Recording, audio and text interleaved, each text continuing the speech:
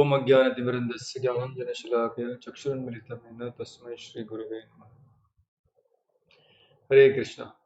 So we welcome all the participants to this six-session course, which is based on some fundamental concepts from Bhagavad Gita. We are calling it as Gita for Life. In this session, we will be discussing some basic concepts from Bhagavad Gita, which we can use as tools in our life. Many of us, we must have uh, drawn this picture of small kids, they playing with the kite. So we can learn a very important lesson from a kite. That kite, when it's flying high in the sky, the thread of a kite is always on the ground, pulled by some person. Similarly, in life, we may go higher and higher. The kite may feel that this is just because of the thread that I am not able to go to higher and higher heights in my life. And that kite may want to just cut those thread or that manja. But once that manja is cut, then within no time, for some time the kite may go a little more higher and higher. But after some time, it will be torn apart and fall at ground. Similarly, living in 21st century, yes, we have made so much advancement through modern science, through modern technology, through so many gadgets, devices, scientific techniques, and human beings are actually flying higher and higher heights. But as we are flying on the higher heights, we are still realizing that there are so many problems and so many complicated complexities of life which we are facing right now, and we are not finding a clue to find a solution. In these sessions of Gita for Life, what we'll be doing is we'll go back to our basics. We try to connect with our threads. We try to connect with our roots, which are in our spirituality. The very ancient scriptures of India, they give so much about the truths of life, which when we understand, we can stay high always in life at the same time, remembering the basics of life. So this Bhagavad Gita, we will be studying. It has some background. 5,000 years before, in the battle of Great Mahabharata, in the battle, the Kauravas and Pandavas were fighting. Arjuna, who was such an expert warrior, full of skills, full of intelligence, full of valor, is standing in front of the armies and asking Krishna, his charioteer, please take my chariot amidst the two armies. And Krishna, as a loyal friend, takes Arjuna's chariot midst of the armies and asks Arjuna, please see Pashaitan Panduputranam. So he asked them, please see this army of of Pandavas and Kauravas. And so Arjuna, when he sees both the armies, is completely perplexed. Arjuna is not confused how to fight this battle. He's not perplexed about how to win the victory. He's not anxious about how to kill these opponents, but he's anxious and perplexed with the question that why to fight this battle, why to kill these opponents, why to make our friends into enemies, why to live this life, why to get this kingdom, and this why becomes a very important question in life at some point of time. We may try to find so many techniques in so many motivation seminars how to do things. But my friends, the more important question is why to do things? Why to live a life? Why? What is the purpose? What is the inner drive? Sanjaya, a minister of Dhritarashtra, was asked by Dhritarashtra, what's happening on the battlefield of Kurukshetra? Please let me know. And Sanjaya relates by the mercy of his guru Vyasadeva all the incidents and especially the pristine knowledge of Bhagavad Gita he reveals and recalls to Dhritarashtra. So this text of Bhagavad Gita, it forms a very fundamental basis of our discussion. But we will not be studying verses by verses or shloka by shloka of Bhagavad Gita. But what we will be doing is we will be doing a quick recap. We'll be doing a fundamental basic study of Gita. We'll be choosing some concepts from Gita and then try to find logical and scientific reasons to believe and have faith in those concepts. and then understand this concept in more detail so that it becomes very easy to apply in our own lives. For next 6 sessions, we'll be studying 6 topics. On the day one, which is today, we'll be studying happiness, a vital question. We are all looking for happiness. In fact, happiness is the one thing which is uniting every one of us. Whatever we are doing in life, ultimately what we want is an happiness. So, what is happiness? How to experience an happiness which cannot be thwarted by miseries? ऐसा सुख जहाँ में कोई दुख की रुकावट ना हो, ऐसे सुख कैसे प्राप्त किया जाए? Day two, we'll be discussing if I want to become happy, I need to understand who am I? What is my real identity? To whom I want to become to make happy? So this identity of ourselves, because in the midst of so many responsibilities and roles to play, we have created so many identities of ourselves, and to grab one identity which we can fulfill, and then that will fulfill our heart is very difficult to find out. So day two, we'll be studying what is our real identity. Day three, we'll be connecting to $1 million question that whether the God really exists. Like in film Sholay, Gabbar Singh had a dialogue.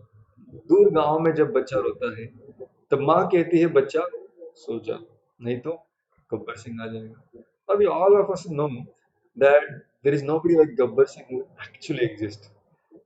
So many times people feel that this concept of God is actually just a man-made concept, just to create a order in society, make people fearful to commit sins, and to have some law in life. So that's why these humans only created God. So we try to ponder on this question whether God is just a concept made by humans or does God really exist? And if He exists, what are the different scientific and logical proofs to prove the existence of God? As a sequel to it, we'll be also studying who is God. Is God one are there many gods? Then on a day four, we'll be try to understand that yes, I know who I am, I know who is God, but now let me understand why there is suffering in this world, why people are suffering.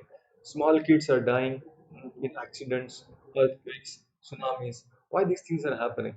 How this world is functioning, and why this world was first of all created. दुनिया बनाने वाले क्या तेरे मन में समाई काहे को दुनिया बनाई. So why did at first place this world was created? What is the purpose of this creation? We'll try to understand that. And then day five is again a very very famous and very very important question in life, that why do bad things happen to good people? Why I am suffering? Why things are happening to me the way they are happening? Why it's me always? And that question will try to understand what are the laws which govern this world, how I navigate my path in this world through these laws to find an eternal, lasting happiness. And then, last but not the least, on the sixth day, we'll be studying, after studying all these concepts, then we'll be coming to some life tools, some very, very practical applications which you can study from Bhagavad Gita and start applying in our daily life so that we get a satisfaction of applying these teachings of Gita. So we thank all of you for participating in this course, and please stay along till the last session because then only we will reach the practical application. Also, I request that please don't miss, especially the first 2 sessions, because unless and under you understand the first 2 sessions, it will be very difficult to understand from the third session onwards. So please stay together in the series. So let's begin today's topic, which is search for happiness. One time, one king went to a sadhu and said, Sadhu Maharaj, I want happiness. Can you give me that? Sadhu said, very simple. Just go outside, there is a beautiful garden, and just catch one butterfly and bring it to me. King was such a powerful man. He said, I can kill armies, I can capture soldiers and other kings and ministers. You are telling me to catch a butterfly? Okay. And the king went outside in the garden, and there were so many butterflies. He targeted one, went very slowly with his quiet steps and tried to capture one butterfly. But as soon as the king reached with his hands, the butterfly started flying to another flowers, another bushes, another creepers, and the king was running behind. After trying this effort for long hours, king was really tired and fatigued. And at last, he just rested outside the ashram underneath a tree. And then, as soon as he stopped attempting to catch that butterfly, that same butterfly very calmly came and sat on the shoulder of the king, flapping her wings very softly. King realized something. When Sadhu asked what happened, King said that when I was trying for it, it was running away from me. But when I stopped expecting it, then out of my expectation, beyond my expectation, that butterfly just came and sat on my shoulder. Sadhu said happiness is something like that. We try hard in our life for that happiness. But if our attempts are not well directed, if we are not peace at ourselves, we can't capture that happiness. We'll try to study this happiness in five headings today. First, what are the different levels of happiness? Yes, we experience some degree of happiness in life, but what are the different levels or uh, platforms on which we experience that happiness? Second, what is the experience of happiness our right now? So, what kind of experience of happiness we have? Third, if you want to continue that happiness, what are some problems or obstacles which stop us from becoming happy continuously? If you can remove the obstacles, the problems in life, the life can be just full of happiness. And the fourth, to tackle these problems and obstacles, right now society is offering some solutions, some temporary solutions, some painkillers. What are those? We'll try to study that. And at the end, we'll be studying what is the secret of experiencing a lasting happiness. Let's move to the first part, which is levels of happiness. One time I was giving a class to around 150 people and I asked a question. How many of you are happy in life? And as soon as I asked this question, I asked them to raise hands. To my amazement, nobody in the crowd of 150 raised their hands, saying that we do experience happiness, but it's not sufficient to tell that we are happy. My friends, yes, we experience happiness in life. First level of happiness is when we just eat something or smell something or hear something very good, and that is coming from the levels of senses. Like a small child, many of you must have seen a small child. Small child, when we give some gift to him or some toy which is very attractive looking, the child who is very very small, even his mind and intelligence is not so developed, what a child will do, he just take that thing and put in his mouth, trying to eat it. Even if you give some eatables, it will eat. If it is not eatable, just a toy, still he will try to eat it. If you give him a 2000 rupee note, still he will try to put it in his mouth. Why? Because child's level of happiness is realized only at the level of senses, on the level of eating and sleeping. So that's the first level of happiness. Second level of happiness is when the same child grows little further, and now for his mom it's difficult time to get him to come for a breakfast. Because the child is busy now playing the games and busy entertaining his mind. So there is second level of happiness when our mind develops and we start experiencing happiness on the level of mind. So different kinds of video games, all forms of entertainment, many hobbies and skills, they're all on the level of mental happiness. I remember I do like to perform some sketching and painting. When I was in my 11th standard, I was also doing some sketching of some actresses, Bollywood actresses. And it was evening time when I started. I was sketching. The dinner time came. I missed the dinner. And then sleeping time came, and I was still not ready to sleep because my sketch was not yet complete. I just wanted to get that sketch complete. And throughout night I was doing my sketching, and at around 12 o'clock in the night, the sketch got complete, and the actress was smiling through that sketch. And I became so happy. I just woke up my brother, brother, please get up, just see what a beautiful sketch. And then the brother said, please sleep. It's time to sleep. Don't try to entertain yourself like that at the middle of night. So for him, he was experiencing some happiness on the level of his body, and that's why he was not at all interested in seeing that sketch or entertaining my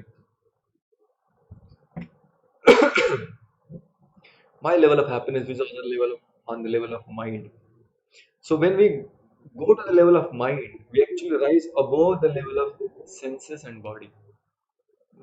And now we don't realize to eat or sleep because we are happy at a little higher level of happiness, and that is at the level of mind. Moving ahead, third level of happiness is at the level of intellect or intellectual happiness. At the level of intellect, when people are busy solving problems, playing chess, or taking out solutions from a difficult challenges, that actually get them a kick at the level of intellect. And that level of happiness goes beyond the level of body and beyond the level of mind also. In New York, in 1980s, sorry, in late 80s, uh, it's around late 18th century, where that time the hanging bridges were not so common. And from Neon to a nearby island, they wanted to construct a bridge. Many engineers they saw the site, but they could not realize or could not understand how to make this bridge happen. And then one German scientist whose name was John Roebling, he came forward and he said that I have a designs. And to a group of civil engineers, he presented his drawings and designs, and they said impossible. This is too complicated and delicate design to pursue. But John, who was so confident, he convinced government to and the work for the bridge started. John had a son whose name was Washington. So Washington Roebling and John Roebling, father and son, they started working on this bridge site. And at one time, as they're reaching the site, they met an accident. In that accident, John, the father, he lost his life. And after some time, in another incident, Washington also got an paraplegic attack. His full body was paralyzed. He could not move his hands and legs. He was bedridden. And then scientific community or the civil engineers understood that this project is not going to take over now. Nobody knows how these things will go on. Washington, as he was sleeping on his bed, was being fed by his mother, and then with the mother, he started communicating with just movements of his fingerprints. And with these movements of his fingers, he created a developed a language, a communication, a way of communication with the wife. And as he was communicating, not just what he wants to eat or how much he wants to sleep, what he wants to drink, but now he started communicating all the different concepts on which the building of bridge was based.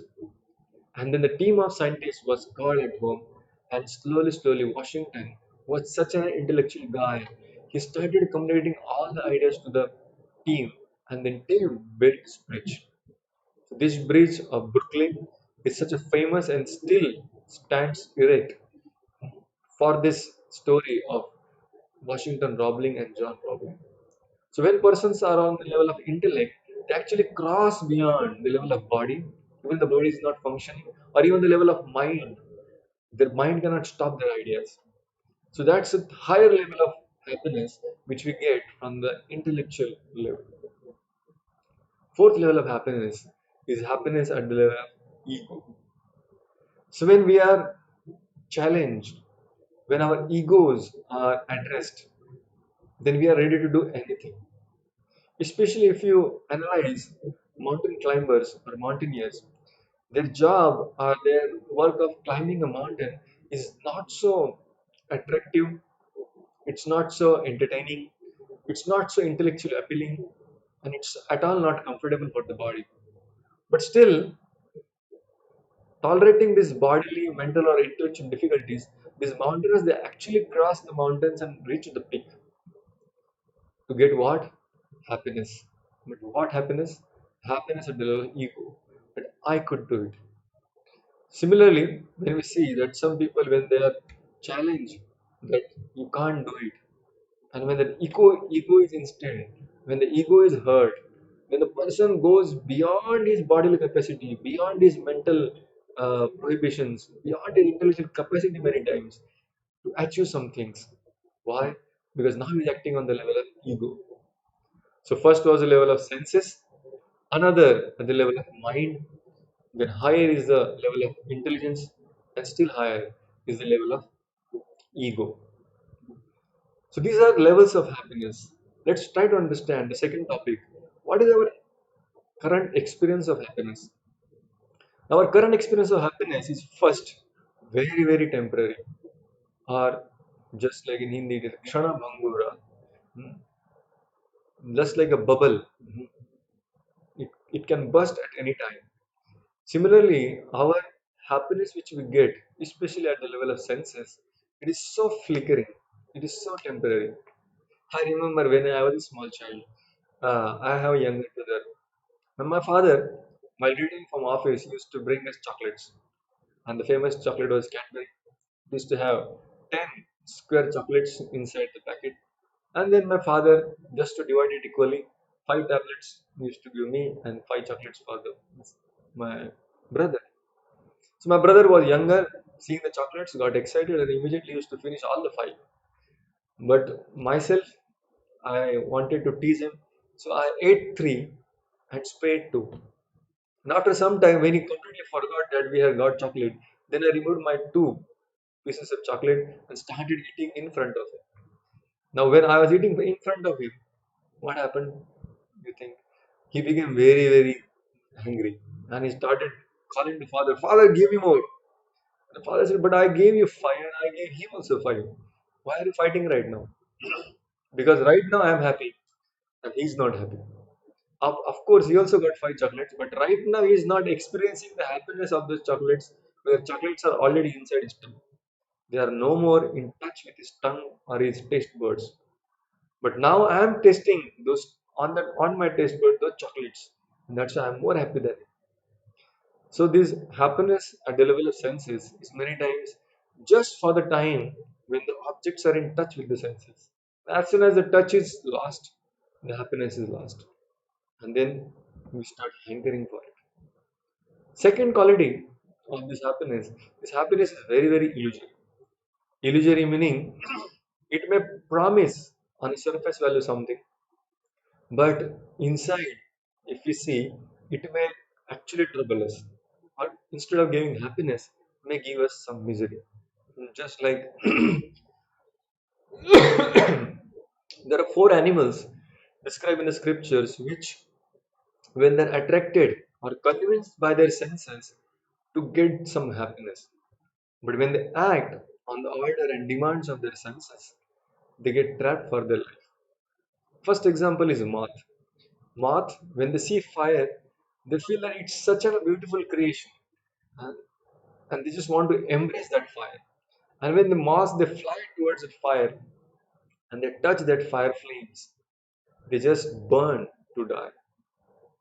Second example is given of deers. Deers are very fond of hearing a good music, especially flute. So the hunters, when they want to catch those deers, because deers are very swift in running and cannot be caught very easily. So the hunters they just play the specific kinds of flute which actually enchants those deers. And hearing that flute sound, that deer just runs toward the sound, and on the way, the traps are set, and the poor deer is caught. Elephant. Elephants are very fond of touching and rubbing their skin against their female companions. So when the hunter comes to the forest, he just ties one female elephant at the corner of the forest and then creates a big ditch and covers that ditch with bamboos and some leaves.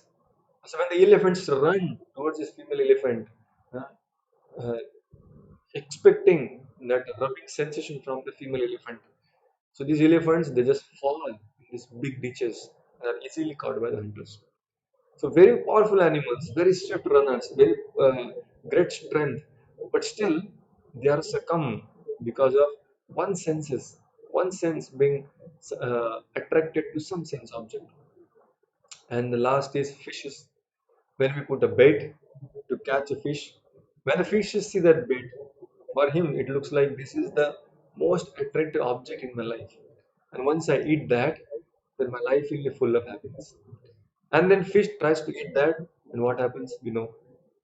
So in this life, similarly, when we go around in the city of Mumbai or Palghar, we see so many billboards and so many advertisements advertising that take this product, take this product. If you get this, then you can become happy. Right now, you're not happy. If you take this shirt, you're happy. If you take this car, you will be happy.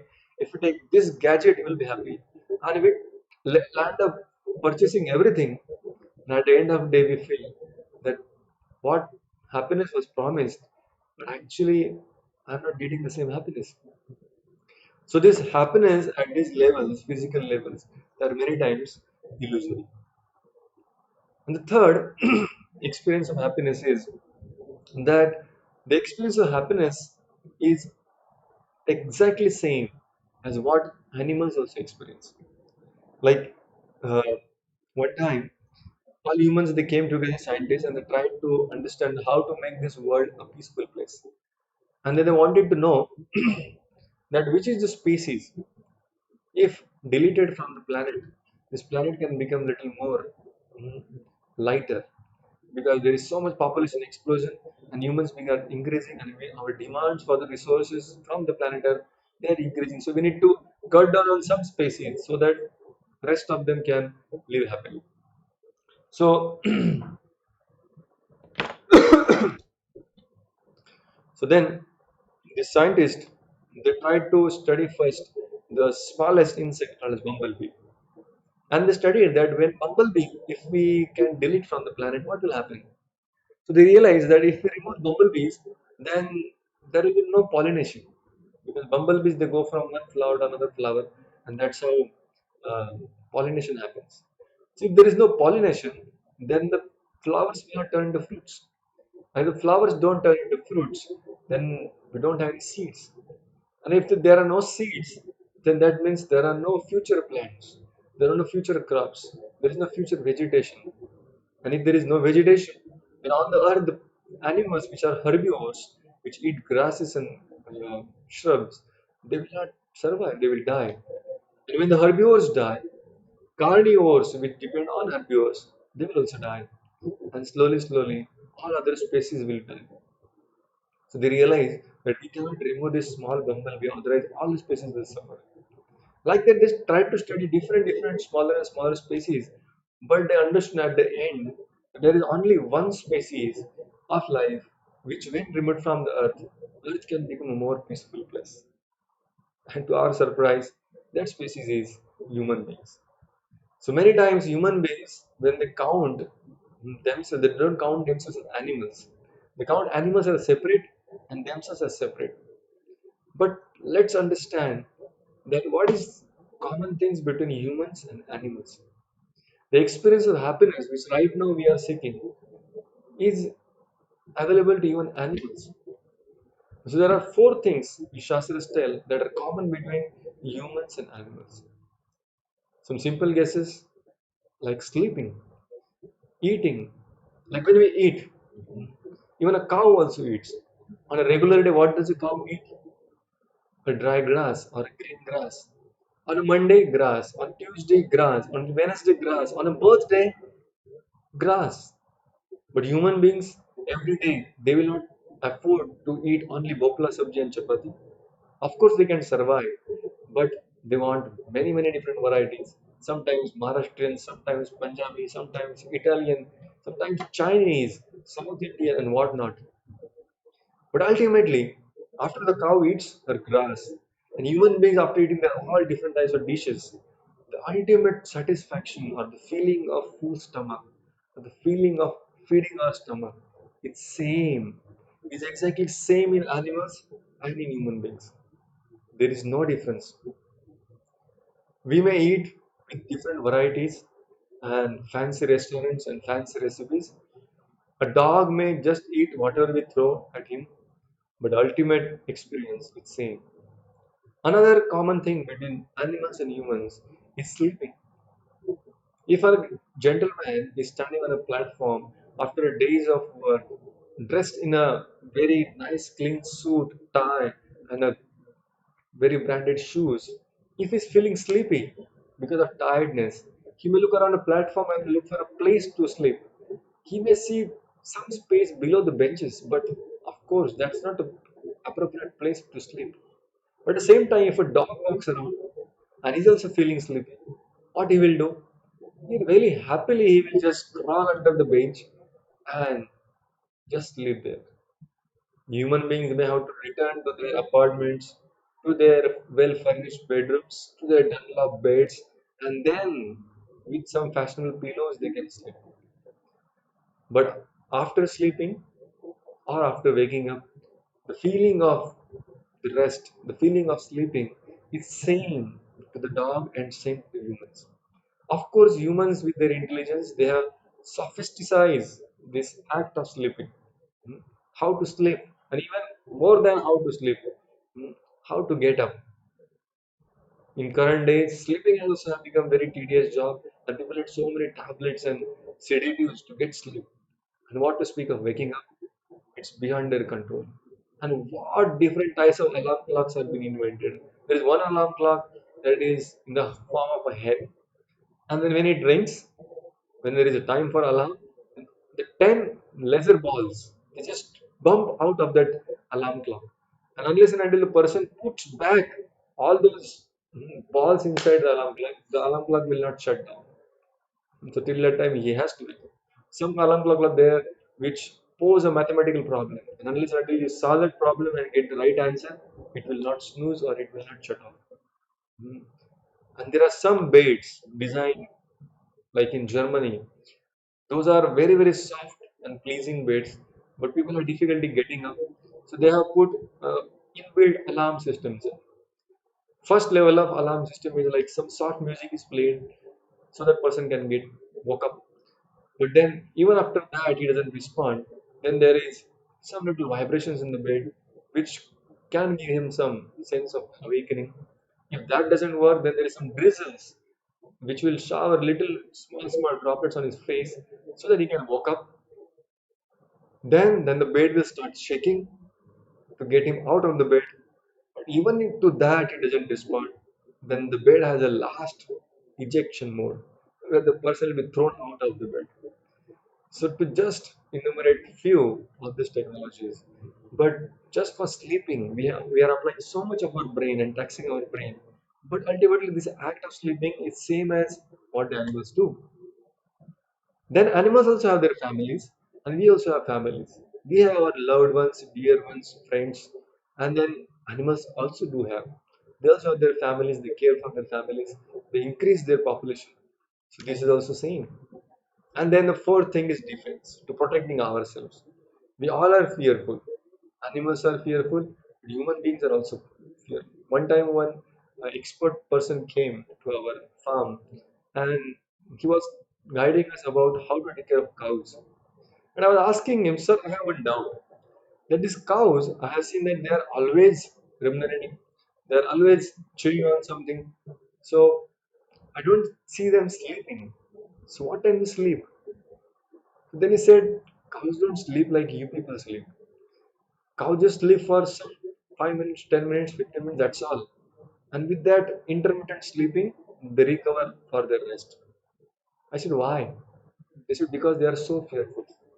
Animals, by their nature, they are very, very fearful. Like if you see a sparrow, if you throw some grains and allow sparrow to come and pick up the grains, the sparrow will come pick up one grain and see 100 times here and there. But who is coming and picking my grain or hurting me? There is so much fear. But that does not mean that we are not fearful. We are also very fearful and insecure. And that's why we have so many insurances to assure fearlessness. For a flat, we have insurance. For a car, we have insurance. For a job, we have insurance. For our everything, we have insurance. For gadgets, we have insurance. And then to defend or to protect ourselves, we create our own systems to protect themselves, to protect their life. Animals, they have their natural protections, like they have the small, big claws, or big nails, or big jaws, or running capacity. Human beings have intellect, so using that intellect, they create so many missiles and bombs and pistols and so many different weapons to protect their life. So this function of defense or protecting oneself, that is also same.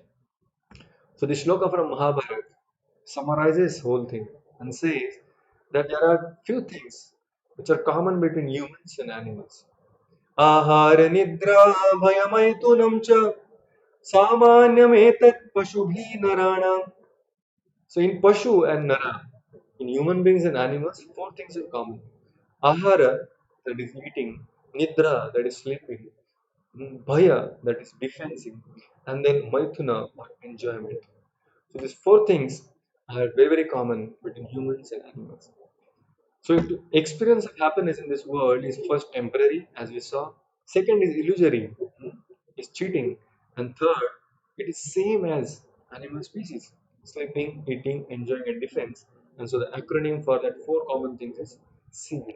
S for sleeping, E for eating, E for enjoying, and D for defense. So that is our experience of happiness. But this experience of happiness doesn't last long. It is many times interrupted. Like a day starts very good with the sunrise, good morning, and then at the end, when you come back, the happiness which was there in the morning is no more there. It's already lost. And that happiness is converted into so many problems and complications in life. Why? Because there are so many obstacles which come on our path, which pose problems, which take away our happiness. So everyone in life faces some problems. So problems are of two types. Let's analyze them. There are some problems with human beings which are called as temporary problems. Temporary problems are relative problems.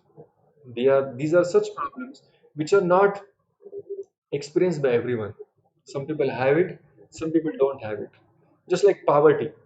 Yes, poverty is a big problem. But some people who are born in affluent families, for them poverty is out of their vocabulary. They don't understand what scarcity is.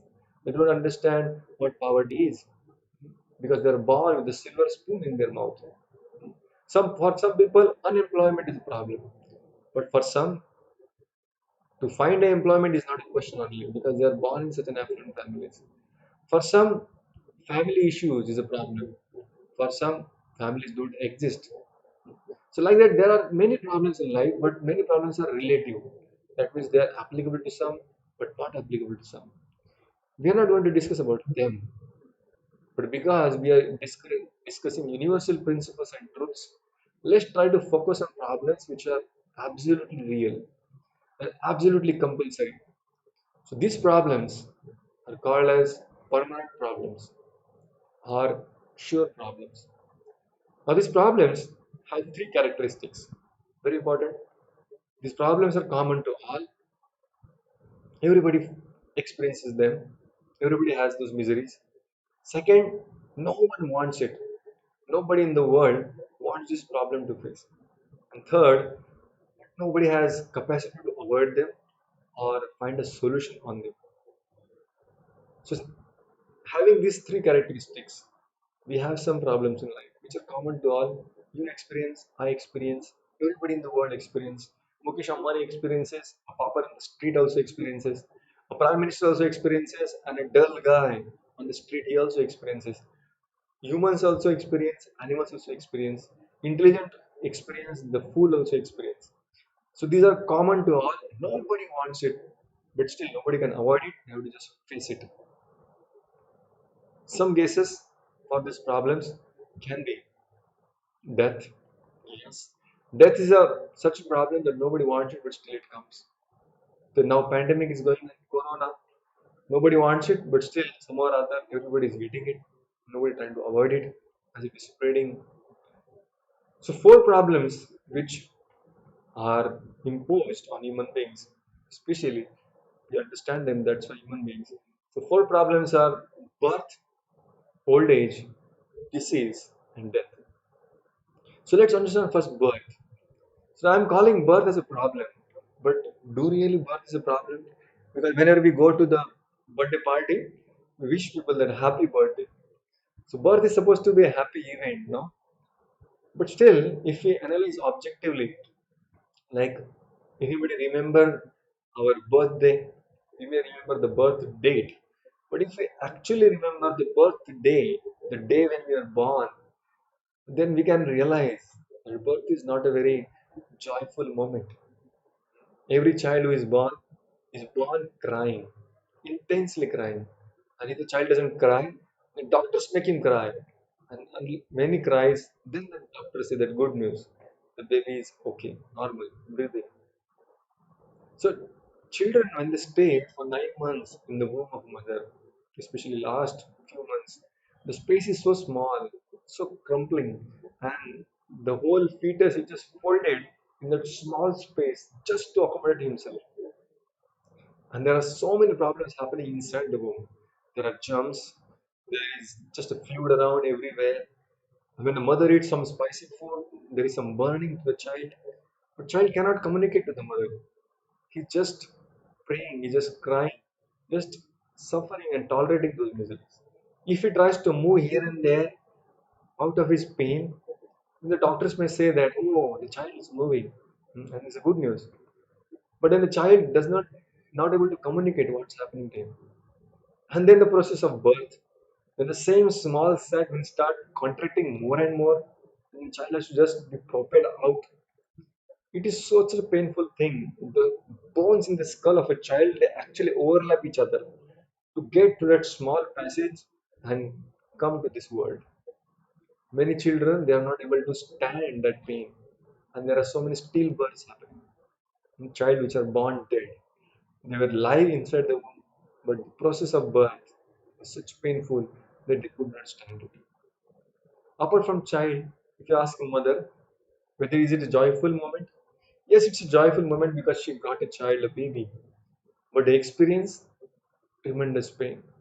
Any mother can vouch for it. So birth is a time from where life actually starts. Hmm. So birth actually gives rise to all the miseries we are experiencing ahead. So it's the starting of the problem. Second is disease. Anybody here? Nobody who has not taken a pill or an injection in his life. Everybody has taken some treatment somewhere, sometime. Why? Because we all experience this fact of disease in life, whether it be small diseases, big diseases, or such as pandemics, or vital diseases, many kinds of diseases. So nobody can avoid all these diseases in life. And then there is old age. Many times when I show this photograph to people, people think that I'll become old, but not so old like this lady. Such a wrinkled face. Hmm. So generally, when we are young, it's very hard to imagine what the old age is, what the pain, what the obstacles, or what the impediments the old age imposes on somebody.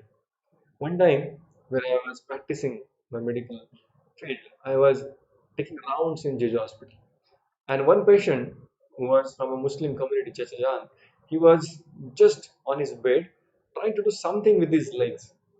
So I just approached him and said, Chacha, do you need some help from me? Tata said, no, no, boy, I'm okay. And then I said, okay. Then I continued my round. We went to another ward, then another ward, then another ward. After around 2.5 hours, I came back. And the Chacha was still trying to do something. And I just went to him and said, Chacha, what do you want to do? He said, no, no, Baba, I'm just trying to clip my nails, the toenail. I said, but it's 2 hours now, more than 2 hours. So don't don't joke with me. For 2 hours, you are not supposed to just cut a nail. Chacha said, because you are young, you cannot understand what it takes me to clip a nail. And then he said, I want to cut that toenail, but the back is paining so much, and there is arthritis in knees. So that's why that toe is not able to come close to me. So for some time, I have to try it, and then after some time, the toe comes close. Then with the clipper in my hand, nail clipper, then I try to catch. But because with the old age, the hands are trembling so much that I'm not able to aim at the toenail and catch it in the nail clipper. Even if I catch, because of old age, that nail has become such thick and sturdy that not able to fit with that nail clipper. And then he said, that's why I'm taking so much time. Now when we are young, how much time it takes to clip a nail? We don't even count on it. So such simple things can become very difficult when we enter old age. And nobody can avoid it. Nobody wants it. Nobody wants to become old. And that's why there are so many cosmetic industries growing up just to assure that you will remain young for a whole life. Hmm. Our hairs turn gray. We try to apply some dye. Our memory starts becoming weak. We increase memory in our phones. And then our teeth starts falling. Then we have prosthetic teeth. Then our stomach starts failing. Hmm. And then we have surgeries done. So we try to adjust things, but we cannot avoid old age. One, not one, many actresses, when they saw wrinkles on their face, they attempted suicide because that means end of their career.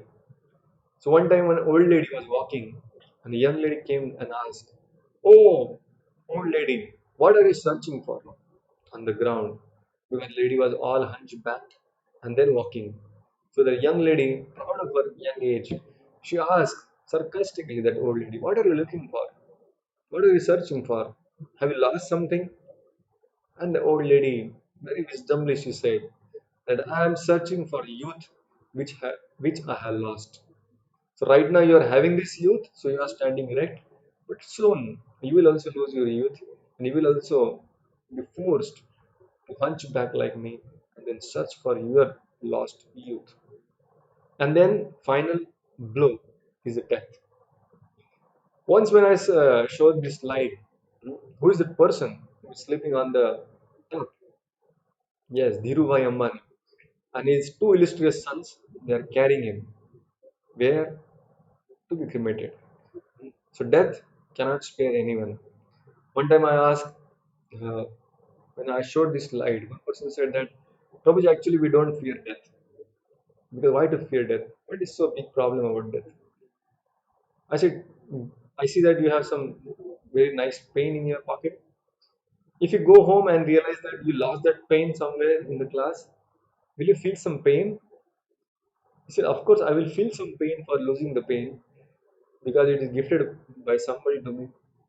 I said, if you reach home and you realize that your kids who have gone to school, they're not yet returned, and after inquiring, you realize that the school van was met with an accident, and both of your kids died on the spot. Will you feel some pain? He said, of course, I will feel some pain.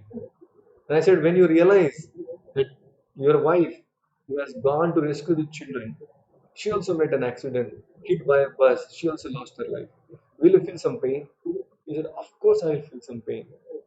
And I said, if you realize that your business partners have cheated upon you and you are gone completely bankrupt, will that give you some more pain? He said, of course that will give me pain. But why are you telling me so many things? I said, all these things will be lost at one slot. That is death. So all those things which we are counting on, trying to take shelter of, all these things will be taken away, snatched away, and that gives so much pain. The cells and body with which we are attached, that will also be taken away. It explained that 40,000 scorpions, if bite a person at one time, that is a pain of death. So, birth, old age, disease, and death. But these four are gross problems. But there are three more subtle disturbances which also happen in our life. First is even if our bodies are good, we have mind with us. And this mind can really play havoc. And this mind, when troubled, can create some disturbances called as mental disturbances. So in Sanskrit, they are called as Adhyatmik Klesha. Atmik means our own. So our own mind, when disturbed, can cause so much pain. Like if the situations are all right, we have all gadgets, all wealth, all relatives, all good friends, loving family members are standing around. But if our mind is disturbed, if our mind is in pain, then nothing can give us actually happiness. So that's why these mental disciplines are very, very crucial. One time, we were sitting in a canteen in the college. It was winter days, and myself and two more friends were just sitting there enjoying the cool winter. One of my friends became so excited. He said, "What a climate! Such cool breeze. एकदम गुलाबी गुलाबी ठंडी है." Or at the same time, uh, the cook in the canteen, he just poured few samosas in the frying pan, and as their smell, the flavor came out, it became more exciting. And then the friend got completely excited. He said, "Wow, gulabi gulabi thandi, और उसमें ये समोसा का खुशबू. Let's order samosas." And then another friend ordered three plates for everyone. And then as soon as samosa came, the friend who was excited started eating that samosa. Wow, perfect samosa, perfect crispy cover, perfect spiced masala stuffing. I was just enjoying samosa and enjoying that cool breeze. And then the fourth friend of us, he just came running and then gasping, he said, "Friends, what are you doing here? Our results are out." And as soon as this third friend was excited to eat samosa, when he heard the results are out, he became anxious because he had some tension about his results. And he said, "What happened to me? Did you saw my numbers?" He said, "It's a very pitiable condition. You are off in three subjects." Then as soon as he heard that, तीन डंडे गुल हो गए हैं, तो फिर अब भी वो समोसा खाने का कुछ मूड में नहीं था। ठंडी वैसा की वैसा ही था, समोसे का कवर क्रिस्पी था, उसका स्टफिंग भी वैसा ही था, लेकिन अभी वो समोसा को देख के उसके अपने पिताजी का चेहरा दिख रहा था, क्योंकि वो सोच रहा था कि पिताजी को मैं क्या उत्तर दूं. So when everything is set right, but if the mind is not set right, if the mind is disturbed, then any facility cannot give us happiness. So that is a mental disturbance. And then second is social disturbances. We are not living alone in the society.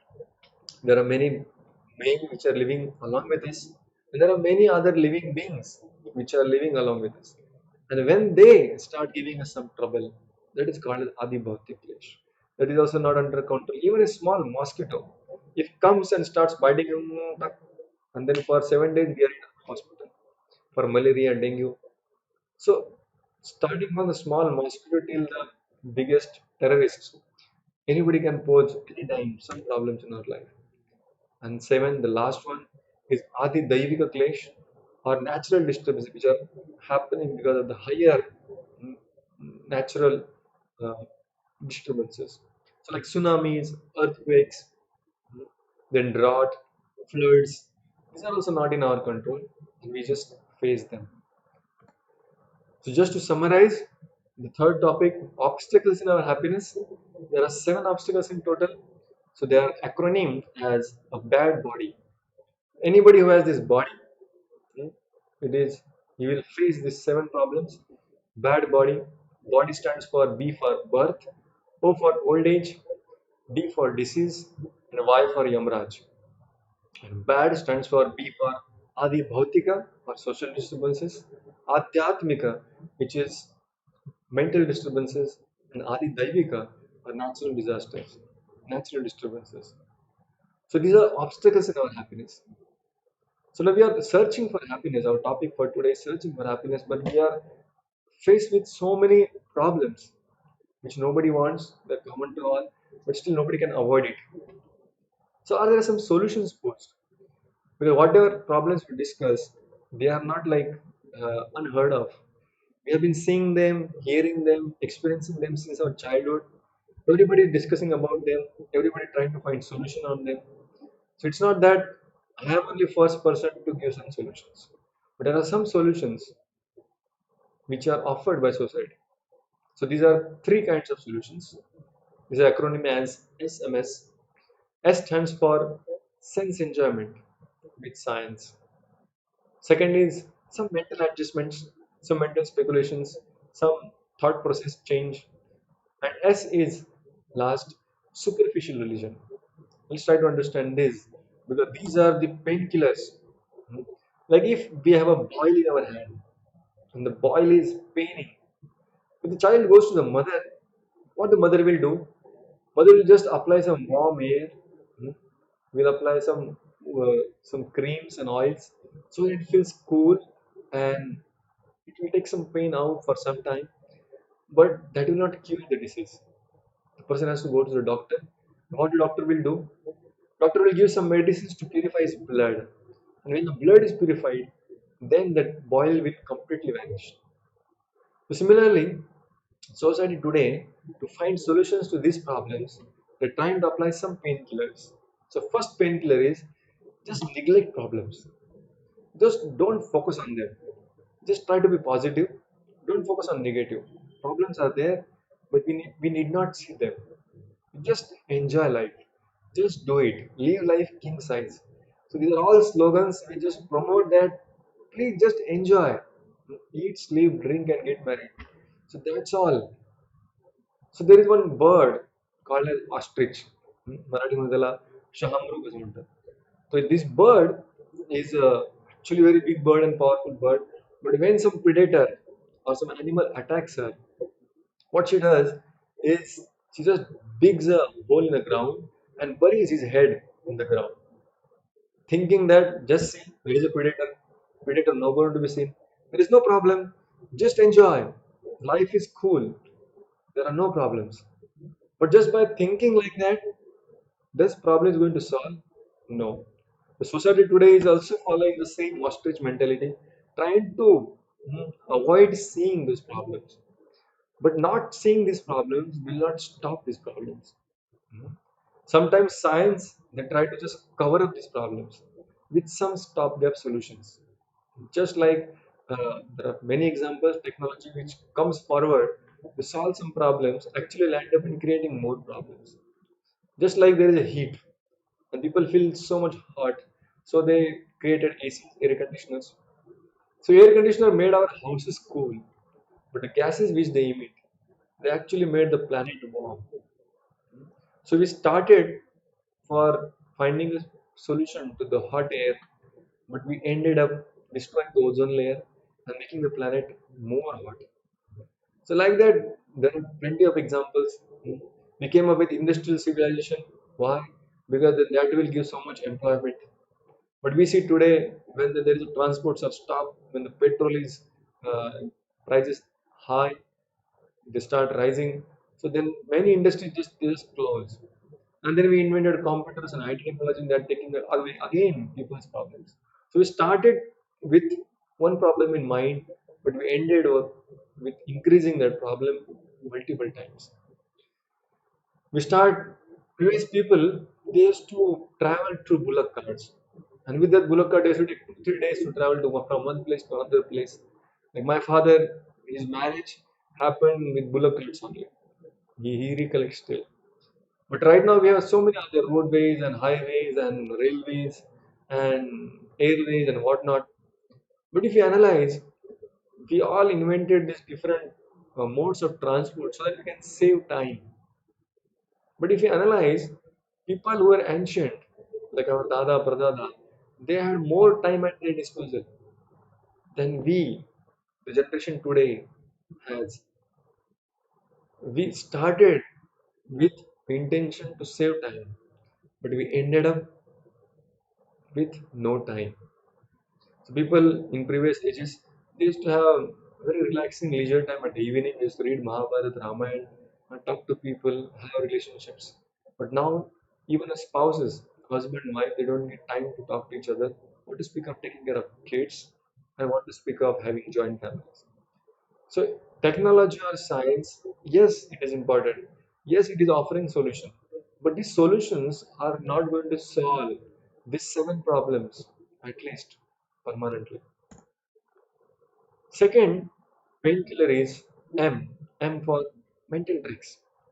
There are tons and tons of books which talk about techniques to adjust our thought process. Some are advertising happy thoughts, some are advertising positive thoughts, some are advertising thoughtful meditation and whatnot. And the people, one book, it just recommends that you just sit at one place for half an hour and just meditate what you want to achieve. Just keep meditating, and if you sincerely meditate, then you can achieve that things. The thing will be yours. Many students read this book, and many students after reading this book attempt suicide. Because just by thinking and sitting at one place, the world is not going to revolve to fulfill your desires. So there are many people who are thoughtful and they are genuine also, and they want to help humanity. But giving these tricks, we may give some soothing care for some time, but it's not going to solve problems completely. And then last but not least is superficial religion. Many times religion or dharma is also taken very superficially and cheaply. People just go to some astrologer, some baba, some puja, some vrata, some dhaga, some ganda, and that they hope. that this will solve all problems of my life and then I can become happy. People take little of numerology, astrology, hmm, vastu, and they think that this can solve all my problems and I can become happy. But sorry, friends, these all things they can definitely help us, but not help us in the ultimate sense of solving all the problems of life. We are not looking for stopgap solutions.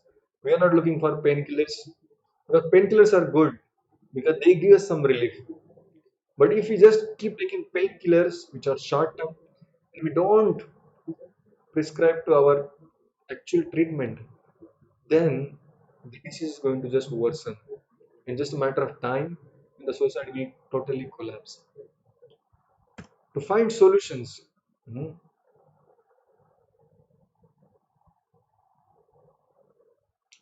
the question is why human beings, which are very intelligent, how can they are facing so many problems?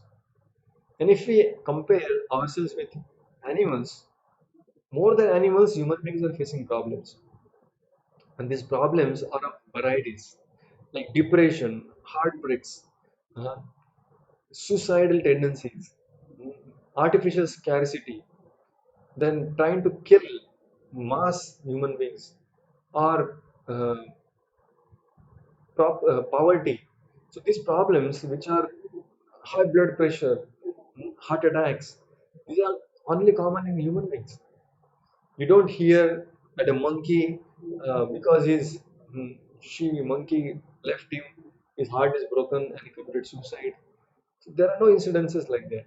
Or a cat going in depression because there are very less rats around. So these problems are unheard in animal kingdom. Now human beings are most intelligent. They're supposed to utilize their fertile brains and solve the problems. But it so happened that our lives are miserable than animals. So what went wrong? Let's try to understand. To understand that, I will give an example. One farmer, a simple farmer, doing his farming with the help of his tractor, the Mahindra tractor, and then he was hoping that one day I will become very rich. So every day he was purchasing a lottery ticket. So after some days, he actually won the lottery. And after winning the lottery, he got such a big amount, crores of rupees. So he thought, why do I have tractor now? I should have some very high-end car. And then he purchased a sports car, a Ferrari, very expensive car, which cost him multiple times than his tractor. So he just sold out his tractor and then he had no Ferrari. But next day, when he was about to go to his farm for farming, he realized that I don't have a tractor. But don't worry, anyway, I have another vehicle which is more sophisticated, which is more high end, technologically advanced than my tractor. So let's have Ferrari and start my farming. So now if the farmer takes Ferrari inside the farm and try to plow the field with the Ferrari, will the field be plowed? Will there be good cultivation? Of course not. And what will happen to Ferrari? Ferrari also will be damaged and spoiled. Similarly, animals, they have their bodies, but compared to their bodies, the human bodies are very high end and very advanced. Our thinking capacity, our intelligence is such a precise and uh, such a evolved intelligence that the animal body can be compared to tractors and human body can be compared to a high-end car. But right now, human beings are suffering more than animals. Why? Because just like this farmer, even though winning a lottery, having more money than previous times, having a better car right now, still he's suffering. Why? Because he used his car in the same thing which tractor was supposed to use. Human beings have given such an intellect which can be used for so many better things. But we are again using the same intelligence in the same things that we are doing as an animals. So animals they also do this seed, sleeping, eating, enjoying, and defense. And if human beings also do the same thing with their scientific advancement, with their modern technologies, with their fertile brains, then we are just sophisticated animals. We're not doing anything more than animals. Because ultimately all our activities are boiling down to these four activities: eating, sleeping, enjoying, and defending, or protecting oneself. So let's try to understand human beings, what they have extra. This is the last topic of today, that what is the secret of happiness, how humans are supposed to find their happiness. Hmm. Just like it is told that one time two friends were walking and they saw one person who was trying to search in the dead of night something under a lamp. And they asked him, "Sir, did you lost something?" He said, "Yes, yes, I lost the keys to my house." "Where did you drop them?"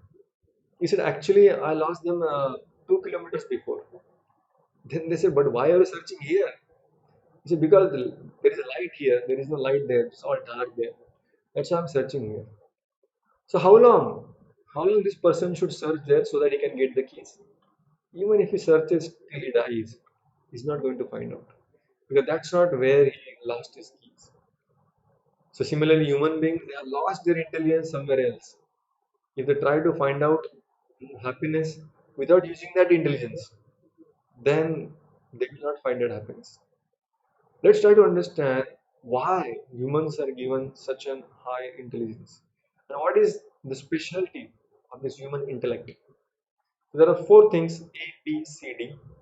A for ability, ability to inquire, ability to ask questions, seek answers which are deep regarding life.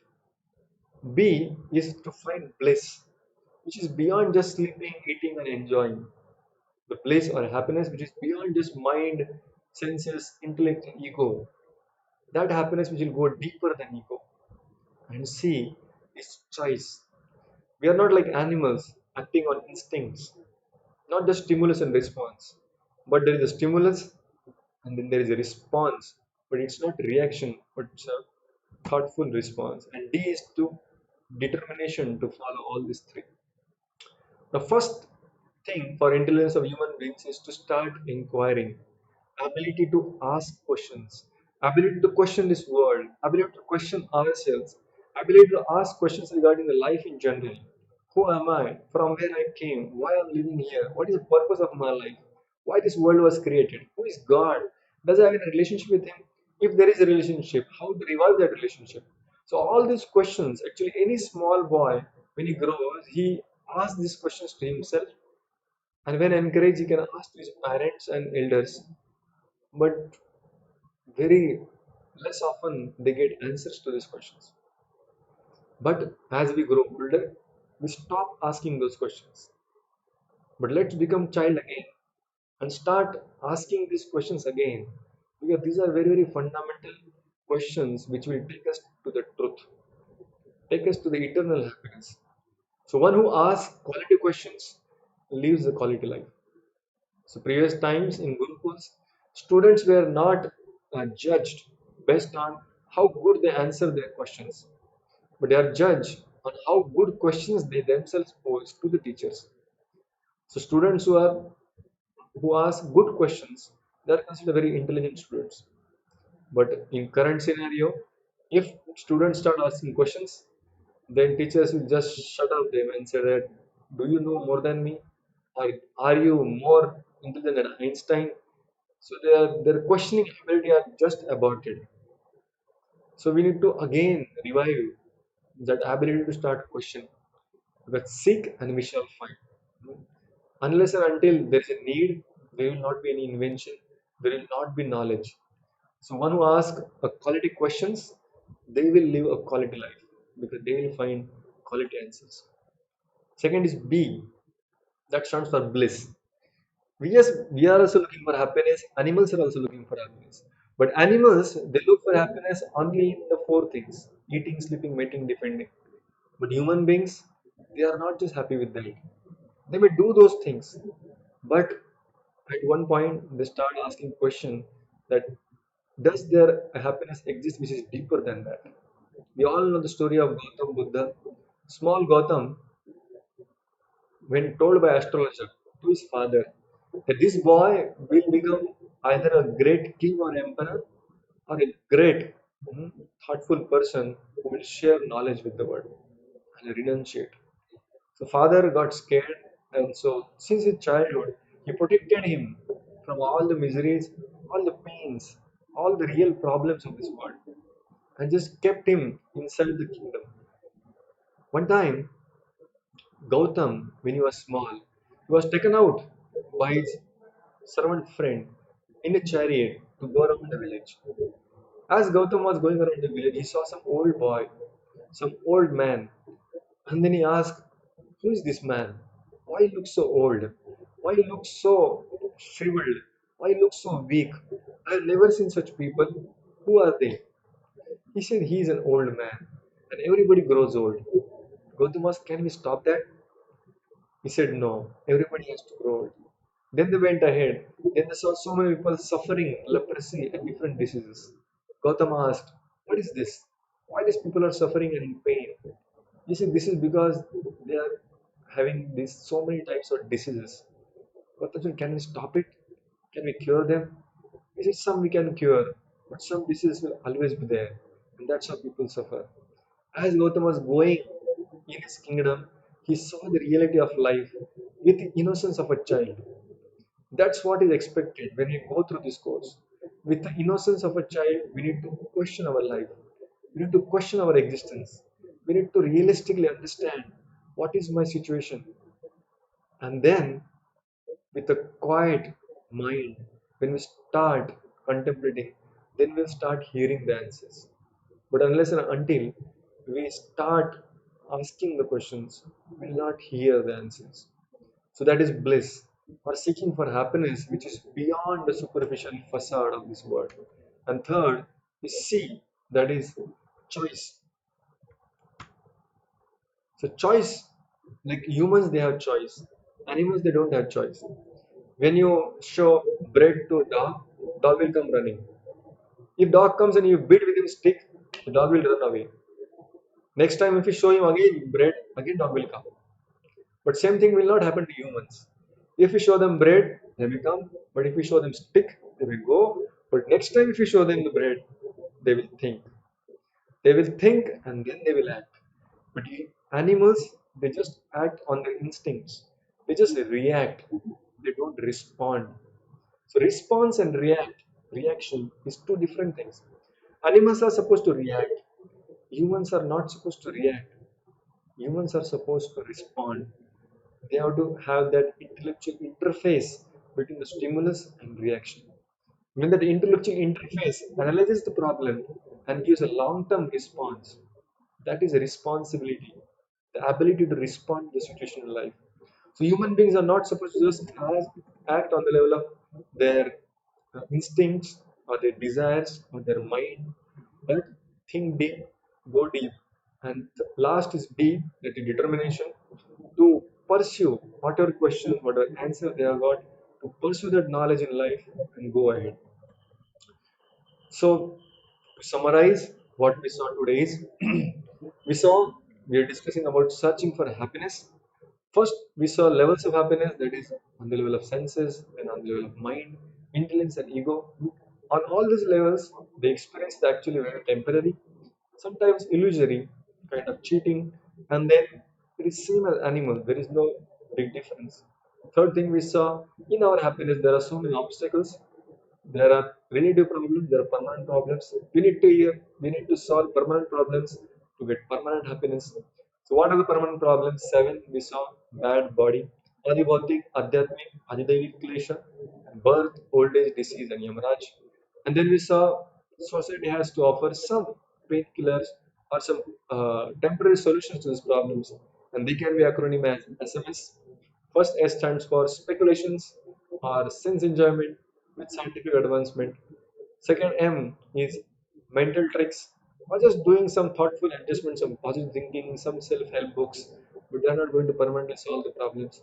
And last is superficial religion, just taking shelter of some astrology, some Baba, some puja, without understanding the depth of those rituals. And when the rituals they lose their spirit, they are no more spiritual. So without understanding the spirit behind the rituals, if we just follow them superficially, that's also not going to solve the problem.